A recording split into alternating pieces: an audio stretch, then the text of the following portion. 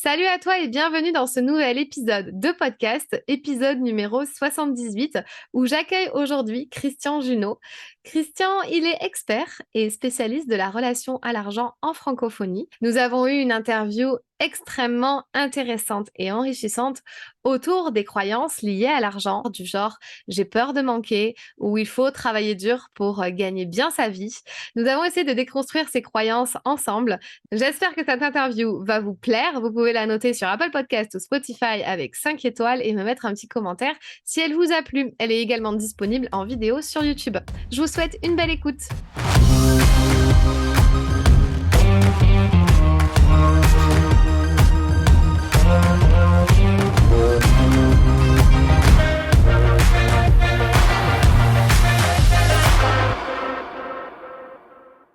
Salut Christian. Salut Fanny. Écoute, je suis ravie de te recevoir sur le podcast Révèle ton potentiel. J'avais vraiment hâte de faire cette interview, donc je te remercie d'être là avec moi. Comment tu vas aujourd'hui?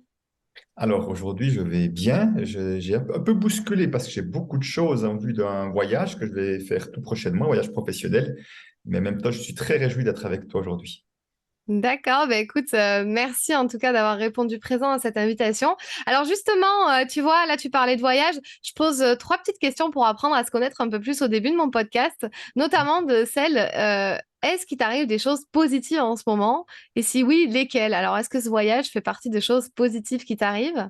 Alors, il m'arrive, je dirais, beaucoup de choses positives, mais ces choses-là, elles peuvent être simples, pas être dithyrambiques. C'est-à-dire que juste d'être entouré de mes petites filles, c'est quelque chose de très positif. Elles m'ont fait des cartes d'anniversaire il y a quelques jours, juste incroyable. Voilà, ils sont tellement beaux. Elles m'écrivent à quel point elles m'aiment. Vous voyez, elles ont 8 et 10 ans, donc c'est vraiment très touchant.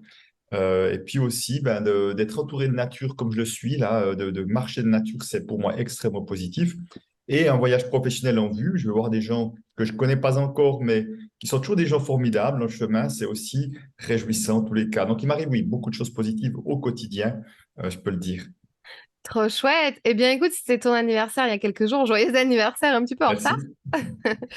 Alors, la deuxième question que je voudrais te poser, et justement, ça rentre un petit peu dans ta thématique. On va parler un petit peu d'argent aujourd'hui. Euh, Si tu gagnais, allez, alors toi, t'es en France-Suisse, hein? Oui, Je vais te remettre dans ton contexte. ça revient au même, hein. Francs suisses euros, c'est la même Voilà. chose aujourd'hui. Si Voilà. tu gagnais 15 millions de francs suisses, là, Oui. aujourd'hui, là, maintenant, alors évidemment, tu sors un petit peu de ta thématique et de ton contexte, hein, mais si tu les gagnais comme ça arrive sur ton compte en banque, 15 millions, 20 millions, ce que tu veux, le montant qui te fait plaisir, qu'est-ce que tu ferais toi avec? Alors écoute, je pense que je garderai un petit peu pour deux, trois projets privés que j'ai et le reste, je ferai une fondation pour soutenir les entrepreneurs de cœur parce qu'il y a plein de projets formidables qui existent, des idées formidables. Souvent, il manque les fonds. Donc, j'aurais envie effectivement que cet argent serve à soutenir ces personnes-là. Trop bien, chouette, ça c'est super. Un petit peu les projets personnels, quoi, de l'immobilier, un petit peu des choses comme ça? Ah, mon épouse rêve depuis longtemps d'avoir un petit chalet à la montagne où la famille pourrait y aller, on pourrait se retrouver. On aime beaucoup la montagne. Voilà, on pourrait faire profiter les amis, donc ça pourrait être ça. Mais au fond, si je suis là honnête, là maintenant, il me manque rien dans ma vie pour être heureux. Vraiment, tout est déjà là. Après, je crois vraiment que, tu sais, l'argent ne fait qu'amplifier ce qui est déjà là. C'est-à-dire que si j'ai des peurs, j'ai encore plus de peur et plus d'argent. Et si je suis déjà dans une forme de générosité, de bonheur, potentiellement, je pourrais encore avoir plus de bonheur, apporter plus de bonheur aussi. Hmm. Oui, on va approfondir, je pense, un petit peu ce sujet-là tout à l'heure. Alors, du coup, est-ce que tu peux te pitcher? Tu sais, moi, je demande l'exercice du pitch puisque c'est mathématique, le pitch et la prise de parole. Est-ce que tu peux te pitcher en 30 secondes? Tu sais, faire un petit peu comme un elevator pitch. Qui tu es et que fais-tu? Alors déjà, je suis un être humain en chemin permanent qui essaye jour après jour d'être toujours plus soi-même, toujours plus près de son cœur, toujours plus à l'écoute de son cœur et moins de sa tête. Et puis qui a une vraie obsession, c'est de contribuer le mieux possible au changement chez mes clients. Et mes clients, en général, viennent vers moi parce qu'ils ont des questions en lien avec leur relation à l'argent. Ils aiment que leur argent, d'être plus à l'aise avec l'argent. Et entre autres, pour beaucoup d'entrepreneurs, c'est que l'argent soit au service de leur projet professionnel plutôt qu'un blocage, un frein ou je ne sais quoi. Et Mhm. j'adore ce thème parce que c'est un thème qui permet de nous rencontrer dans beaucoup de profondeur à travers et nos aspirations et nos peurs profondes. Hmm. Merci beaucoup. Je n'ai pas Timing calculé, c'était 30 secondes ou plus. Timing presque tenu, bravo. Non, en vrai, je n'ai pas de timer, mais je fais semblant que j'en ai un, donc à chaque fois, mes invités sont pris au piège. Alors du coup, justement, pour revenir un peu sur ton parcours, comment t'en es arrivé à finalement, pour peut-être dans les grandes lignes, en arriver à faire ça aujourd'hui, à faire cette activité et du coup, accompagner un peu plus les entrepreneurs aujourd'hui, c'est ce que tu dis, hein? Oui, alors bon, je crois que c'est un concours de circonstances. Enfin, je crois que la vie a beaucoup de magie, selon moi, et elle nous amène des personnes sur notre chemin, et qui fait que d'une personne à une autre, tout à coup, on rencontre des personnes qui vont faire une vraie différence. Alors, je vais la faire courte. Donc, je suis économiste de formation. J'ai travaillé 23 ans dans la plus grande banque suisse, dont 17 ans comme conseiller en placement financier. J'étais trop longtemps dans ce métier-là parce que j'avais vraiment trop de peur en lien avec l'argent, malgré d'excellents revenus et la peur de manquer principalement.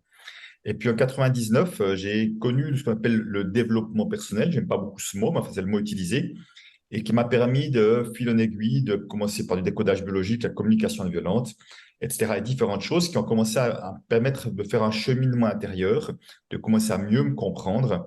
Et dans ce cadre-là, tout à coup, vraiment par hasard, un soir, lors d'un atelier avec le fondateur de la communication non violente, Marshall Rosenberg, on annonce qu'il y a une conférence d'un gars qui s'appelle Peter Koenig sur la relation à l'argent. Je suis à la banque depuis 21 ans ou 20 ans. Je n'ai jamais entendu parler de relation à l'argent. Pourtant, nous sommes confrontés à l'argent au quotidien, mais c'est comme ça n'existait pas. Et ce gars-là me surprend, m'étonne, et je le prends en contact avec lui pour devenir son organisateur. Donc, 2 fois par année, je le fais venir 2 jours en Suisse francophone pour organiser un atelier sur la relation à l'argent, et je suis scotché par ce que je vois, et je vais le faire venir 7 fois en tout. Et sans le savoir, sans que ce soit un but en soi, je vais m'imprégner de sa manière de faire à force de suivre tous ces ateliers, qui fait qu'un jour, en 2010, alors que je venais juste d'être indépendant, il va me dire, c'est bon, Christian, tu peux faire ça à ma place, là, où tu veux. Maintenant, tu as tout ce qu'il faut pour cela. Alors, entre-temps, en 2009, j'ai perdu mon job suite à la fameuse crise des subprimes. Ils ont licencié 5000 emplois dans la banque où j'étais. Et puis, début 2010, je me suis mis à son compte. Donc, à mon compte. Mais, tu vois, je me suis mis à mon compte en février 2010. Je ne pensais absolument pas animer un jour la relation à l'argent. Ce n'était pas un projet du tout, parce que pour moi, Peter était le maître. Il faisait ça moins dans 10-12 pays, dans 3 langues. Il a fait des années de recherche. Enfin, il était inaccessible. Et je voulais faire d'autres choses, leadership, management, coaching, enfin, de l'accompagnement de l'humain déjà. Et c'est comme ça qu'il m'a proposé, il m'a poussé dans le dos en quelque sorte. J'ai commencé en octobre 2010 pour la première fois. J'ai vu que j'adorais, les participants aussi. Et là, ça s'est enclenché petit à petit. Ça a pris toujours plus de place jusqu'à prendre toute la place et de faire de moi un des rares experts en francophonie sur ce thème-là aujourd'hui. Oui, et également, tu es l'auteur d'un livre.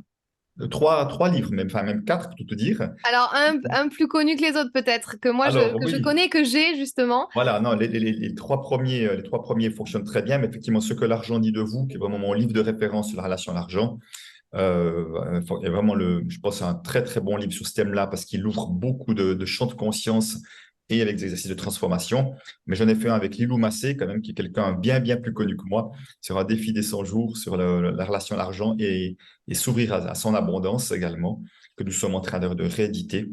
Et un autre s'appelle Enfin libre d'être soi-même aussi, que j'aime beaucoup parce qu'il ouvre sur d'autres thèmes, mais vraiment pour oser être qui nous sommes, parce que c'est vraiment je crois, le vrai enjeu de pratiquement tous les êtres humains, c'est d'oser être qui on est et de l'assumer pleinement et joyeusement. C'est ça. Mais en fait, tu te voyais dans ton passé écrire des livres plus tard, justement, en plus sur cette thématique-là. C'était quelque chose dans tes projets ou parce que quand même, Alors, finalement, 4 livres et tu venais d'un parcours complètement différent, hein, dans la banque, un petit peu plus terre à terre, on va dire.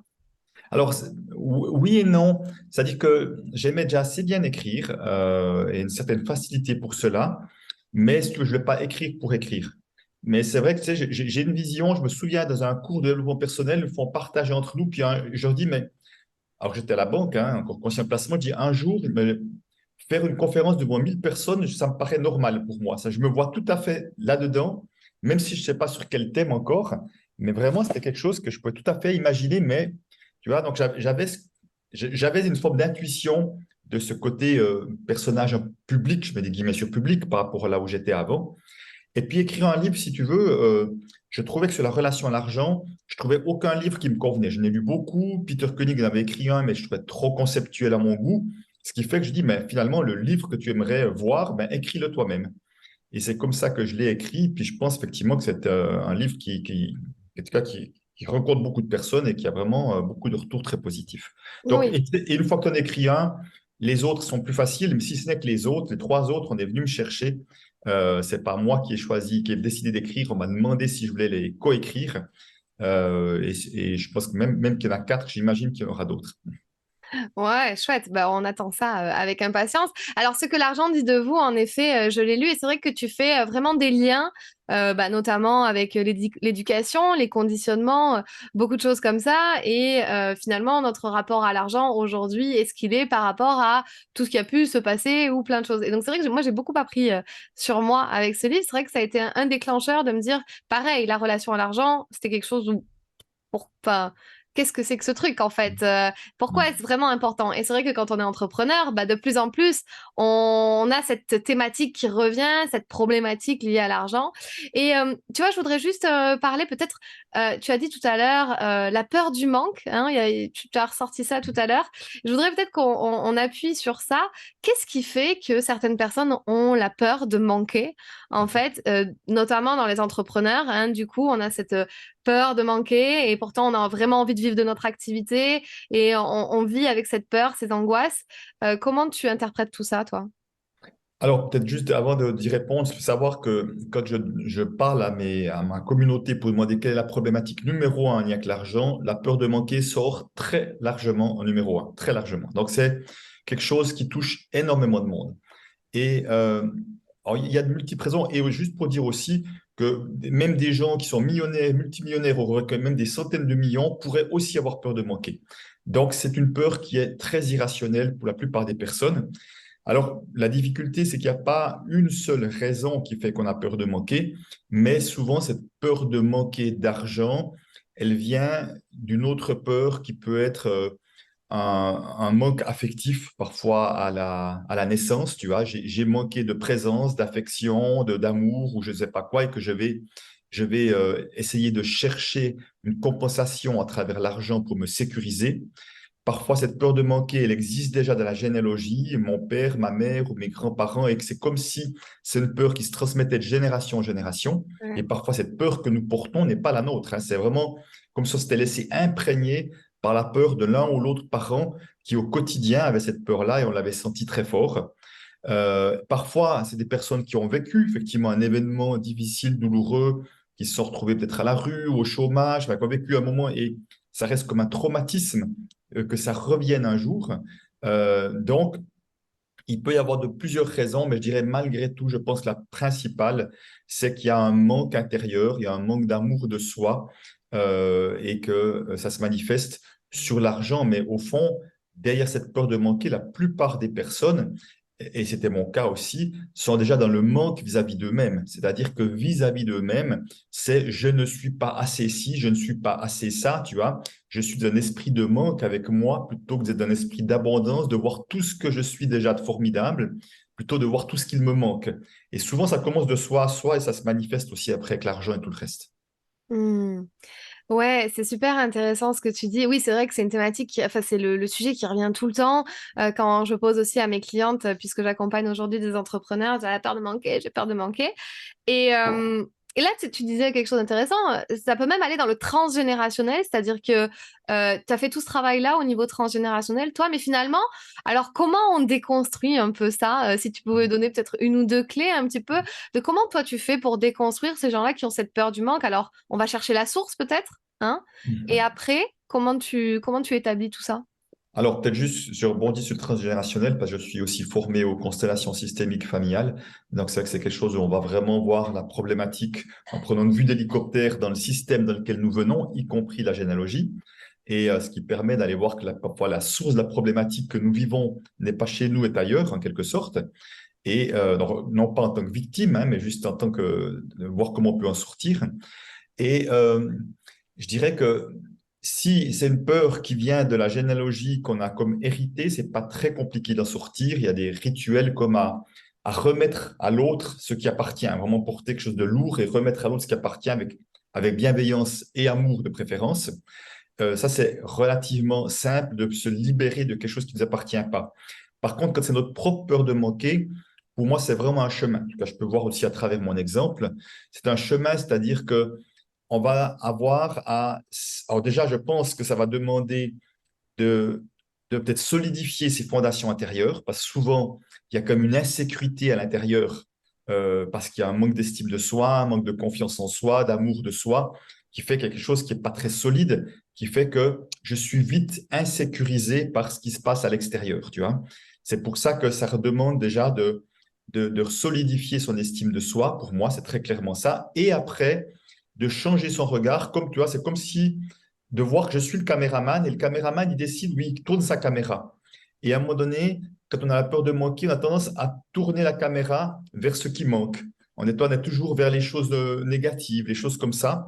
C'est ce que j'appelle voir le verre à moitié vide. Et ça demande vraiment en conscience de tourner la caméra pour s'alimenter, se nourrir de ce qui va bien, mais déjà en commençant de soi à soi, si tu veux. Et petit à petit, en voyant tout ce qu'on fait de magnifique, à quel point nous sommes déjà magnifiques tels que nous sommes, petit à petit, je vais commencer à avoir un autre regard sur moi, un autre regard sur les choses de la vie, et je vais commencer à être plus à l'aise avec la notion d'insécurité, parce que je propose beaucoup ça en ce moment, c'est d'accueillir pleinement et inconditionnellement l'insécurité. Souvent, les êtres humains rejettent l'insécurité, et ils oublient une chose, c'est que la vie, par définition, est insécure, puisque nous ne savons pas ce qui va se passer. Et si tu veux, si on rejette cela, c'est comme si on rejetait la vie et qu'on est en mode survie tout le temps. Alors qu'au moment où j'accueille pleinement l'insécurité, dire est-ce que ce soir ça se passera comme je pense? Est-ce que mon voyage passera comme je pense? Je serai toujours en vie dans une année? La réponse est je ne sais pas. Donc comment je peux être à l'aise avec ce je ne sais pas? Comment tu vois, je peux, j'ai envie de dire, me baigner dans l'océan de la vie, même sans savoir s'il y a des poissons ou pas, mais juste dans cette confiance que les choses se passeront telles que se passeront et que je ne suis pas seul, je suis accompagné de plus grands. Ouais, c'est super puissant ce que tu dis et je me retrouve beaucoup dans ça. Et c'est vrai que je suis passée par tout ce travail-là, donc ça résonne beaucoup. Mm. Et c'est vrai que je suis en train de vraiment accepter l'insécurité et j'ai vu une différence énorme à partir du moment où j'ai commencé à accepter l'insécurité. C'est comme si tout arrivait à moi après d'un coup, puisqu'en fait, je suis plus insécure, ni Ouais. intérieurement. Et du coup, extérieurement, ça fait que... Donc là, je suis vraiment en train de, moi, de vraiment comprendre intérieurement le chemin là maintenant avec tes mots. Oui, et ça veut dire aussi que si on accueille l'insécurité, on ose beaucoup plus. Ah ouais. Parce que, au fond, un des grands drames de notre société, c'est qu'il y a un nombre de personnes juste incroyables, innombrables, qui restent dans une activité qui ne leur convient plus, dans laquelle ils souffrent, dans laquelle ils se font mal parfois, juste par peur de cette insécurité d'en sortir, juste par peur de manquer, de s'accrocher à leur salaire, hein, toujours l'air un peu pollué, en quelque sorte, qui font qu'ils ne peuvent pas s'accoter de la vie, mais c'est encore un mode survie. Et je ne juge surtout personne. J'étais tellement longtemps là-dedans que je connais bien ce truc-là, Oui. quoi. Oui, oui, bien sûr. Bah, la prise de risque aussi n'est peut-être pas forcément adaptée à tout le monde, selon les personnalités également, besoin de confort, de rester dans sa zone, etc. Mais c'est vrai que la plupart des gens peuvent dire, mais moi, comment je peux faire pour gagner plus malgré que j'ai ce salaire? Et c'est là où il faut, voilà, faut ouvrir ces champs des possibles et puis travailler toute cette histoire que tu nous disais un petit peu avant, tout ce que tu nous racontais. Niveau générationnel, toutes les choses à déconstruire. Donc, merci vraiment pour les conseils que tu nous as apportés. Et tu sais, il y a aussi une autre croyance que je pense que tu dois entendre tout le temps, c'est il faut travailler dur pour gagner de l'argent, pour gagner beaucoup d'argent. Et je l'ai entendu pas plus tard qu'avant-hier. J'étais en école de commerce en formation et un élève, donc moi j'adore questionner, voir un petit peu comment ils voient la vie, etc. À leurs âges, hein, avec leur sang neuf sur la vie, leurs yeux tout neufs. Et en fait, un élève me dit, bah pour gagner vraiment bien sa vie, plus de 4 000 euros, il faut vraiment travailler 50 heures par semaine. C'est obligatoire. Je vois pas comment on peut faire différemment. J'étais là, Ouais. ah bon? Et du coup, dis-moi en plus. Et donc, on a eu un petit débat comme ça. Alors, justement, pour ces gens-là qui auraient encore ce genre de croyance ou alors ce genre de fonctionnement, il faut vraiment travailler dur pour y arriver? Qu'est-ce que... Alors là aussi, quand on parle de croyance en lien avec l'argent, c'est de très loin la croyance numéro une. Il faut travailler dur, beaucoup, longtemps, voire souffrir, Oui. parce que le mot travail a comme une étymologie tripalium, instrument de torture, de contorsion à trois pieds, c'est l'étymologie du mot travail. Donc, dans l'énergie du mot travail, il y a la souffrance. Associé à cela, je ne peux plus parler de mon travail, je parle de mon activité professionnelle, parce que le mot travail ne correspond pas du tout à l'énergie dans laquelle je vis les choses. Donc, croyance absolument tout à fait répandue. Et souvent, là, on va aussi voir alors, il y a le côté sociétal, mais le côté aussi transgénérationnel. C'est-à-dire que très souvent, on a l'exemple d'un père, d'une mère, de grands-parents qui, effectivement, ont trimé, ont travaillé dur, voire ont dit des phrases comme l'argent ne vient pas, tombe pas du ciel ou tombe pas, voilà, ne pousse pas sur les arbres. Enfin, tous des trucs, il faut gagner son pain à la sueur de son front. Enfin, tu vois, toutes ces expressions, aller à la mine, quand on parle de travailler, tu vois, donc aller au turbin, c'est toutes des expressions qui sont comme en train de renforcer cette perception de cela. Donc ce n'est qu'une croyance, effectivement, comme une autre. Et si tu veux, c'est sûr que d'un point de vue sociétal, imagine nos grands-parents, est-ce que tu crois que le mot loisir, le mot hobby faisait partie de leur vocabulaire? Je pense pas tellement. La plupart d'entre eux, juste pas. Et Mhm. aujourd'hui, on est dans les premières générations, je ne dis pas que ça n'a pas existé avant, mais c'était des exceptions. On est dans les premières générations à vouloir avoir une activité professionnelle plaisir. Tu vois, plaisir, pas juste dans les loisirs, on a du plaisir pour on souffre au travail. Tu vois, c'est souvent ça le modèle. Non, on va se faire plaisir au quotidien parce qu'on aime ce qu'on fait. Et ça, c'est très nouveau. Et ça demande effectivement de déconstruire cette croyance parce qu'au fond, qu'est-ce que je vois? Je vois des personnes qui aiment ce qu'ils font et comme inconsciemment, ils portent cette croyance que l'argent se mérite quand travailler dur, ils vont attirer à eux toutes sortes de problèmes. Ça peut être un système informatique qui pète, des gens qui ne payent pas, enfin un truc qui fait qu'ils vont devoir en faire bien plus qu'ils pourraient, comme pour inconsciemment justifier cette croyance, vivre cette croyance que l'argent se mérite seulement quand travailler dur, beaucoup, longtemps, etc. Des choses comme ça. Donc, tout ça pour dire que moi, je propose un travail, une partie de mon activité, je propose de s'autoriser à être déloyal à un fonctionnement, déloyal à des croyances. Donc, on peut être déloyal à des croyances amenées par des parents, par exemple, qui avaient justement ce fonctionnement-là. Et être déloyal, j'insiste, ce n'est pas du désamour ou un manque de respect, c'est Mhm. s'autoriser Ouais. à prendre une autre voie, s'autoriser à avoir une autre croyance plus porteuse, c'est-à-dire comment je peux être loyal à mes parents même en gagnant de l'argent avec légèreté, fluidité, facilité, tu vois. C'est ça l'idée. Parce que le problème de la loyauté, c'est que souvent les gens, quand on est loyal, on prend tout le paquet, ce qui est bon et ce qui est moins bon. Et là, je propose de faire son marché. On va être loyal à ce qui est porteur et ce qui n'est pas porteur, on s'autorise à être déloyal. Et la déloyauté, ce n'est pas contre eux, encore une fois, c'est juste pour soi et pour ceux qui nous suivent, d'ailleurs, une autorisation à faire autrement. Oui, et j'adore ton travail parce que je vois vraiment, pour t'avoir entendu aussi en conférence, tout ça, c'est vraiment ce truc-là, hein, s'autoriser à être déloyal, c'est vraiment ce travail. Et je crois que c'est un peu ça aussi le truc le plus dur, hein, qui peut être demandé, hein, par certaines personnes. Et tout à l'heure, tu parlais de, tu sais, tu as fait vraiment une relation avec l'estime que l'on se porte, etc. Finalement, donc il faut renforcer un peu son estime de soi comment tu fais ce travail en fait, toi, Mhm. avec tes clients, pour dire voilà maintenant, parce que c'est pas facile en fait, surtout pour les entrepreneurs. Donc ils doivent croire en eux, croire en leurs offres, croire en tout ce qu'ils proposent, ils sont passionnés, etc. Et en plus de ça, ils doivent vraiment croire au fait qu'ils vont réussir et gagner de l'argent Mhm. avec Mhm. leur activité. Et justement, Oui. c'est ce que tu disais un petit peu dans la deuxième partie, que c'est très lié Mhm. passion, argent, ça matche pas des fois. Oui, et puis déjà, le fait d'avoir du plaisir, c'est comme si c'était déjà tellement énorme que si en plus ils gagnaient de l'argent et beaucoup d'argent, ce serait Ouais. presque indécent vis-à-vis de ceux qui souffrent, tu vois. Il y a déjà aussi ce piège-là aussi.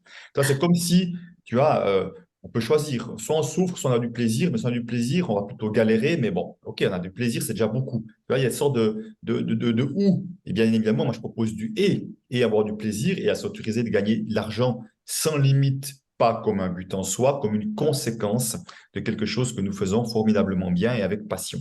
Et surtout avec l'envie de contribuer.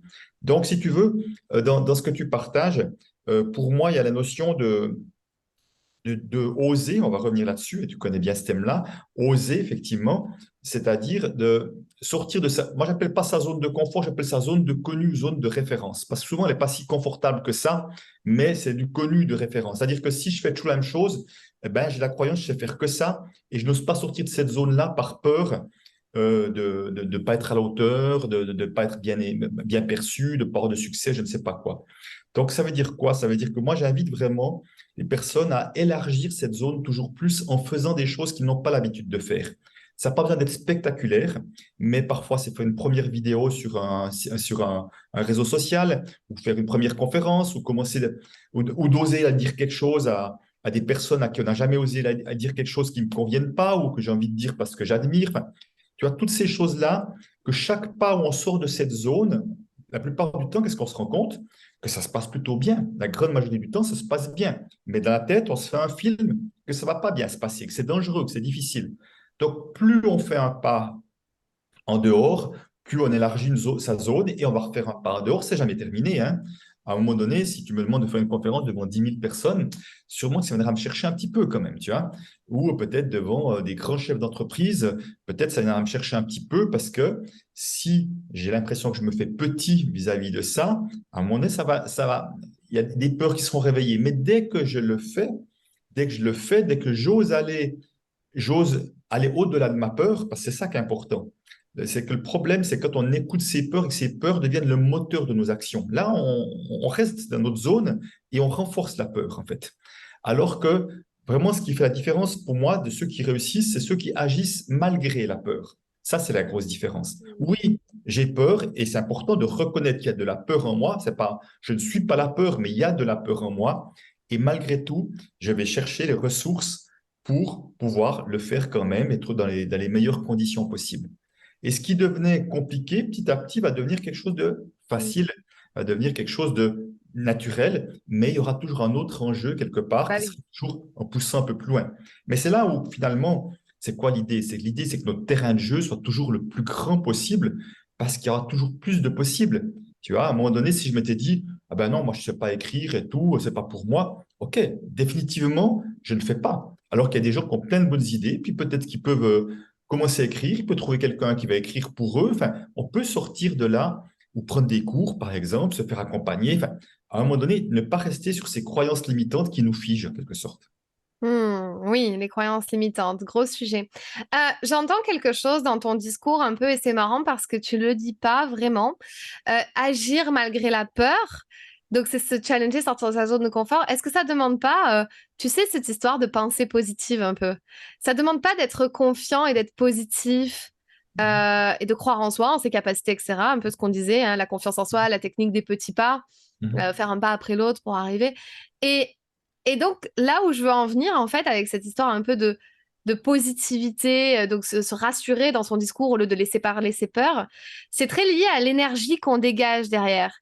Et du coup, je vais faire un lien, alors je ne sais pas s'il est pertinent ou pas, mais l'énergie de l'argent, tu vois. Donc la pensée positive, l'énergie de l'argent, qu'est-ce que tu en penses de ça?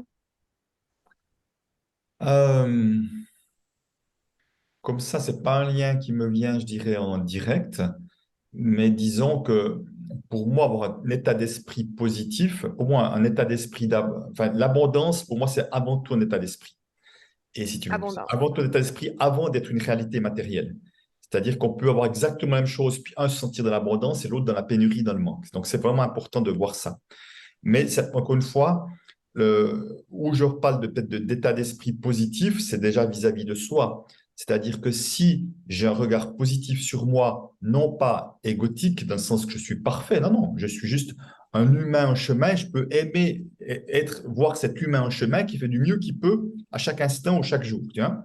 Donc j'ai déjà un regard positif sur moi, ça sera plus facile d'être à l'aise avec l'argent parce que je me donnerai plus facilement de la valeur que si je pense je ne suis pas assez quelque chose. Donc, dans ce sens-là, je peux vraiment voir le lien, si tu veux, c'est que plus je suis positif sur ce que je fais, sur ce que je suis, plus j'aurai certainement de la facilité à attirer de l'argent à moi et être à l'aise avec l'argent, aussi parce que j'ai cette confiance, d'une part que j'ai des ressources intérieures qui font que je trouverai des solutions quoi qu'il arrive, et qu'il y a vraiment de la qualité en moi et que je saurais aussi toujours trouver des solutions chez moi ou à l'extérieur parce que j'aurais développé quelque chose qui me paraît essentiel, c'est la confiance en la vie. Oui, voilà, c'est ça. Et tu sais, on parle beaucoup d'abondance souvent là, et je trouve que maintenant, il y a toute une vague aussi de coachs et qui relie beaucoup l'énergétique. Euh, c'est quoi ta position par rapport à ça? Un petit peu le pouvoir de la manifestation, la loi de l'attraction, etc. Est-ce que c'est relié à ce que tu viens de dire juste avant, finalement? Alors, d'une certaine manière, oui. Mais c'est-à-dire que si tu veux, je pense que la loi d'attraction, où elle est mal comprise, c'est que trop souvent, les gens font des trucs. Tu vois, je fais un truc, c'est-à-dire que des trucs, je dis, ah bah tiens, des trucs, c'est que je vais coller un chèque avec 1 million ou 10 000, tu vois, en face de mon bureau. Je vais me dire des phrases. Mais au fond, tant que ça reste qu'au niveau de la tête, ça va à peu près rien changer. C'est-à-dire qu'il y a une chose, pour moi, la loi d'attraction, c'est une évidence. Et simplement, mais de différentes manières. C'est-à-dire que c'est d'une évidence, c'est-à-dire que si je suis d'une bonne énergie, si je suis quelqu'un de joyeux, en général, je suis plus attirant que quelqu'un qui tire la gueule. Tu es d'accord? Ça paraît normal. Oui. Donc, on voit bien déjà que je ne vibre pas de la même manière si je tire la gueule ou si je suis joyeux, enthousiaste. Et si tu veux, je vois que moi qui suis, en tout cas quand je parle de ce que j'aime, j'ai un enthousiasme qui vient tout seul, je n'ai pas besoin de faire quoi que ce soit, c'est juste naturel. Quelque part, cet enthousiasme va attirer du monde en me disant, waouh, cette énergie, elle m'attire, tu vois. J'ai envie de travailler avec lui, j'ai envie de collaborer avec lui, j'ai envie de faire quelque chose avec lui. Voilà, et ce qui fait que tu as eu envie de faire un podcast avec moi. Si j'avais une énergie que tu trouvais une énergie de merde, excuse-moi du terme, tu n'aurais pas eu envie de m'inviter. Donc, tu vois, quelque part, c'est juste naturel à cet endroit-là. C'est-à-dire que au-delà qu'on fasse des trucs ou pas de trucs, la loi d'attraction a toujours existé. C'est-à-dire qu'on est plus ou moins attirant ou pas dans ce qu'on dégage. Alors, quelque part, moi, j'ai envie de lâcher parce qu'autrement, ça devient une prise de tête et c'est pas ça. J'ai envie de lâcher l'idée de la loi d'attraction. Je dis, bon, c'est une loi de la vie, de toute façon, ben voilà. Donc, à partir de là, qu'est-ce que moi, euh, comment je peux vivre ma vie au quotidien pour qu'il y ait le plus de joie possible? Parce que la joie est une vibration élevée, en quelque sorte. Et c'est vraiment éviter de tomber dans ce que beaucoup d'entrepreneurs font, et moi parfois aussi, dans des to-do list, des machins à faire, tu vois, un truc un peu contraignant, dur, on revient sur une sorte de dureté, où là, je vois que quand je le fais, ça me donne pas de l'énergie. Je suis plutôt dans une énergie un peu d'un il faut, je dois, tu vois, dans une sorte d'obligation. Et j'ai pas envie de faire les choses par obligation, j'ai envie de faire les choses joyeuses, de manière joyeuse, même des choses qui pourraient être plus rébarbatives, ça peut être plus administratif. Je le fais parce que je peux voir le sens que ça a pour le faire, même si aujourd'hui j'ai du monde qui fait beaucoup de choses pour moi. Mais malgré tout, si tu veux, je vois que c'est ça qui m'aide de me retrouver devant du monde. C'est ça qui m'aide de passer ces moments tellement extraordinaires, que ce soit en conférence, en atelier, que j'adore, où je prends mon pied. C'est parce qu'il y a des choses en amont. Donc, toi, c'est de relier les choses parce qu'ils ont du sens plutôt que les prendre séparément. Ouais. Voilà. Je sais pas, je me suis un peu, je sais pas, un peu perdu. Je sais pas si c'est clair par rapport Non, à ta mais question si, de c'est très départ. clair et c'est très bien. C'est il faut, je dois, ça reste aussi peut-être une forme d'insécurité, je peux le voir comme ça. Et souvent, dans l'entrepreneuriat, on va dire, ah, faut que je reprenne un travail parce que là, mon activité ne marche pas. Et en fait, à partir du moment où je trouve où on lâche ça, et c'est un peu ce que tu disais au début, où on lâche cette insécurité, plein de choses arrivent en fait. Et en effet, bon, cette loi d'attraction, évidemment, on vibre quelque chose. Donc, tout ce que tu dis vraiment résonne en moi et est très juste. Euh, Tout à l'heure, tu parlais, donc là, on arrive plus ou moins un petit peu à la fin de cette interview, de ce podcast. Tu as donné beaucoup de valeur. Et c'est ce que vraiment j'apprécie chez toi parce qu'on a des clés un petit peu, voilà, concrètes quand même. On peut aussi d'ores et déjà commencer avec tout le contenu que tu proposes, je trouve, en ligne, ton livre, etc., pour vraiment un petit peu s'ouvrir à tout ça et après travailler avec toi dans un futur proche parce que, voilà, je trouve que ton travail est super intéressant. Tu parlais juste de ton mentor au début. Enfin, est-ce que tu le vois comme un mentor, Peter, ou est-ce que tu en as eu d'autres, des mentors, des gens qui t'ont inspiré comme ça? Dis-moi en plus. Alors, je dirais, il est toujours un mentor d'une certaine manière, dans le sens que quand je le vois, quand je l'entends parler, il y a une énergie chez lui qui me fait beaucoup de bien. Alors lui, il dit de moi parfois que l'élève a dépassé le maître. Alors c'est vrai que ça me fait, enfin, ça me fait plaisir. Ça veut dire que lui se réjouit de mes succès, si tu veux. C'est vraiment, et moi je me réjouis de l'honorer en le nommant régulièrement parce que sans lui, je ne serais pas là. Il reste quelqu'un d'important, même si je fais mon chemin tout seul, mais régulièrement, on se contacte, on parle ensemble. Voilà, on échange sur ce que je fais, sur ce qu'il fait. On reste très proche dans le cœur, déjà, surtout. Après, c'est vrai que Martin Latulippe a été et est toujours un mentor pour moi inspirant également, que j'aime beaucoup. Il y a une femme que j'aime beaucoup qui s'appelle Lulumineuse, qui est d'un style très différent, mais que j'ai la chance de connaître aussi. Et elle, je trouve qu'elle a une capacité pour moi, alors qui est vraiment très inspirant, de voir à quel point, quand nous sommes dans une foi dans la vie, on va transformer sa relation à l'argent, c'est-à-dire qu'elle donnait cette image, j'aime beaucoup, en disant, vous ne verrez jamais un arbre se dire, tiens, il pourrait manquer de pluie le prochain mois, je vais faire des réserves pour un mois de pluie, on ne sait jamais.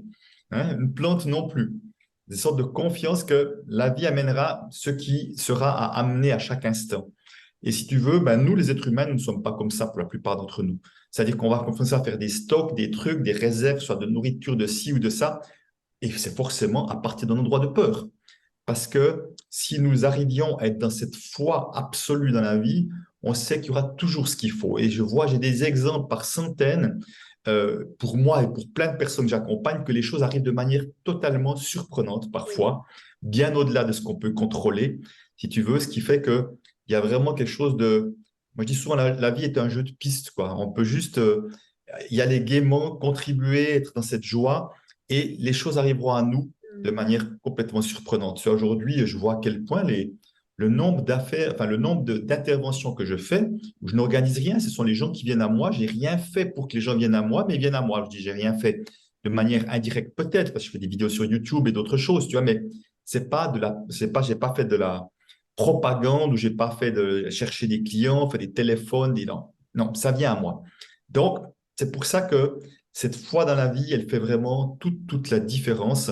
Et je pense que nous aurons vraiment, vraiment à Mm. s'autoriser, à se connecter à plus grand et à savoir que la vie nous veut du bien. Elle nous amène parfois des choses un peu compliquées quand on fait fausse route pour nous montrer des signaux, en quelque sorte. Quand on veut pas voir les signaux, c'est toujours un peu plus fort. Et puis quand on est vraiment dans cet alignement, dans le flow, comme on dit, on voit que c'est juste merveilleux. Les choses se passent bien. En tout cas, voilà, en tout cas, aussi longtemps qu'on est dans cet alignement-là. Hmm. Oui, c'est très beau ce que tu dis. Donc, garder la foi. Mais si les choses arrivent comme ça, naturellement, c'est parce que tu es tellement généreux, Christian. C'est ça que tu dégages vraiment, qu'on a envie, en fait, d'avoir, je sais pas, un lien avec toi. Et moi, enfin, c'est vraiment ce que j'ai ressenti depuis le début. Et puis, je t'avais vu un petit peu aussi en conférence, tout ça. Donc, on a vraiment ce truc-là de dire comment on peut aller plus loin avec Christian, finalement. Donc, c'est un peu inné chez toi. Et j'ai une autre question. Et là, elle sort un peu peut-être du contexte, mais enfin, pas du contexte, mais je veux dire, j'ai vécu un petit peu en Suisse, moi, donc 2 ans. Mhm. Et est-ce que tu vois des différences entre la façon de se comporter avec l'argent en France et en Suisse, les mentalités un peu sociétales comme ça? Alors, peut-être juste pour me... Donc, j'interviens en Belgique, je suis intervenu au Luxembourg, au Québec, que tu pouvais y aller facilement encore aussi. Donc, partout, le thème de l'argent est tabou. Simplement, en France, il est tabou de chez tabou, comme j'aime à le dire. Il y a vraiment une vraie grosse difficulté supplémentaire. Et il y a vraiment cette sorte de truc dans l'air qui est ceux qui gagnent beaucoup d'argent et surtout, j'appellerais dans le business, dans les affaires, dans du commercial, enfin, je parle pas, je dis par opposition aux artistes où là ça passe, mais ceux qui gagnent beaucoup d'argent, on va leur faire payer le prix. Tu vois, il y a vraiment un truc que on va leur faire payer le prix soit à travers des taxes, des impôts. C'est comme si on n'aimait pas la réussite des personnes. Il y avait forcément une méfiance qui est, il a forcément dû faire quelque chose de mal ou gagner l'argent sur le dos des autres. C'est comme si on n'avait pas imaginé que certains puissent gagner leur argent de manière très éthique. Évidemment, il y aura des exemples qui sont moins réjouissants, mais ça, c'est partout la même chose. Mais il y a une sorte de méfiance naturelle vis-à-vis de ceux qui ont de l'argent, ceux qui ont une certaine réussite. Et je trouve que ça, c'est pas évident pour les Français. Et surtout, c'est le seul endroit où j'entends régulièrement vivons heureux, vivons cachés. Tu vois, il y a vraiment ce truc-là, ne pas se montrer. Et ça, je trouve, c'est assez impressionnant parce que ça montre vraiment à quel point inconsciemment, pour beaucoup, les gens se sentent en danger s'ils commencent à montrer leurs signes de Mm. réussite. Et la France, pour terminer, est un pays plein de paradoxes, que j'adore à part ça, mais plein de paradoxes, parce que justement, il y a ce côté, il ne faut pas réussir, gagner de l'argent, c'est pas bien, et en même temps, c'est le pays du luxe. champagne, les produits. Il n'y a pas de pays du luxe comme la France, nulle part dans le monde. Tu vois, cette sorte de paradoxe, déchirement qu'il y a entre j'aime, j'aime pas. Et je pense que beaucoup de Français sont là-dedans, hein. J'ai envie, mais il ne faut pas le montrer. Il y a une sorte de déchirement intérieur, on ne sait pas comment se comporter. J'avais jamais vu ça, mais merci. Tout à fait, nous sommes pleins de paradoxes. Oui, heureusement, la nouvelle génération et un petit peu tout ce qui se passe au niveau du coaching, tout ça, Oui, on a beaucoup plus un truc au niveau de l'argent, beaucoup plus libre, hein, libéré. Donc, on verra ce que ça donne dans les années futures. Peut-être qu'on va faire évoluer les choses, ça serait bien. En tout cas, bah, Christian, merci beaucoup pour ton temps, pour cette interview que j'ai trouvée grand vraiment plaisir. très enrichissante. Est-ce que tu peux partager un petit peu comment on peut travailler avec toi? Où est-ce qu'on peut se retrouver Oui, si les personnes sont intéressées d'aller plus loin avec toi?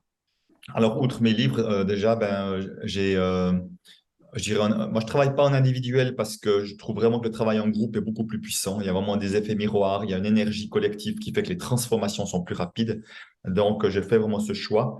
Et puis, j'ai soit des ateliers pour les particuliers, j'en fais à peu près 4 à 5 par année dans différentes villes, j'essaie de tourner un petit peu, ou des ateliers un peu plus pointus pour les professionnels qui s'appellent l'argent dans mon projet professionnel. Je prends au maximum 10 personnes. Donc là, c'est plus personnalisé. Les autres, c'est plutôt en 30 et 50, mais c'est pas des choses formidables aussi. Et j'ai une formation, un parcours sur Internet qui a aussi beaucoup de succès, qui s'appelle Amis avec l'argent. Donc, comment est-ce qu'on peut faire que l'argent soit comme un ami à nos côtés dans nos projets professionnels? C'est un parcours où là, une fois par année, je prends tout un groupe de personnes que j'accompagne avec d'autres coachs que j'ai formés. Et pour terminer, effectivement, chaque année avec mon épouse, on forme 10 personnes à devenir spécialistes de la relation à l'argent. On les accompagne sur 9 mois pour vraiment monter en puissance et aussi pouvoir en faire une vraie activité de cœur et avec tout ce qu'il faut pour eux. Oui, c'est vrai que vous travaillez ensemble avec ton épouse, en effet. J'ai oublié de la mentionner, mais elle est là, elle est présente à tes côtés, hein, donc Oui, Anne Chantal, tout à fait. Donc, elle a sa propre activité Job Bonheur, mais en même temps, une partie de nos activités, nous les ouais, faisons ensemble, effectivement. c'est chouette, c'est chouette. Bah écoute, merci infiniment. Est-ce que tu aurais une dernière, j'aime bien demander ça, cette dernière question, une dernière, un petit peu punchline ou affirmation ou motivation, comme ça, une petite phrase que tu te répètes Ouais. toi pour motiver Alors, les autres? peut-être pas une phrase que je me répète, mais disons quelque chose qui est un peu un credo qui me motive aussi. C'est que déjà, j'ai une croyance, c'est que plus nous serons nombreux à faire ce que nous aimons, mieux notre société se portera. Ça, c'est ma croyance de base. Et effectivement, dès le moment où je vois qu'il y a tellement de personnes qui ont, parce que nous avons tous une pépite, un diamant au fond de nous, et qui le gardent et qui ne s'autorisent pas à l'extérioriser, à rayonner ce qui ils sont au plus profond d'eux, au fond, c'est comme si j'avais un cadeau en moi qui ne sera jamais distribué. Donc, chaque fois que s'il veut qu'on ne donne pas pleinement ce qu'on a au fond de nous, le monde entier est orphelin de ce que nous ne donnons pas. Et comme très souvent, c'est pour des questions d'argent, moi, je m'engage vraiment à faire tout mon possible en francophonie, en tous les cas, pour accompagner un maximum de personnes à oser rayonner qu'ils sont et que l'argent ne soit pas un frein, un blocage, mais vraiment un ami au service de nos projets de vie, un soutien précieux. Voilà. Superbe, magnifique. Eh ben, vraiment, merci beaucoup pour ce partage. J'ai hâte que cette interview soit écoutée par le plus grand nombre. Merci infiniment Merci Fanny, à et toi. puis à très bientôt. Merci, bye bye. Bye bye. Si cette vidéo t'a plu, tu peux la partager à un ami qui en aurait besoin. Tu peux aussi t'abonner à ma chaîne YouTube pour m'encourager. Tu peux me retrouver sur tous les réseaux sociaux sous le nom de Fanny l'Esprit Coach. Tu peux me poser toutes les questions que tu souhaites et aussi me donner des sujets que tu aimerais que j'aborde. Je te dis à très vite dans une toute nouvelle vidéo.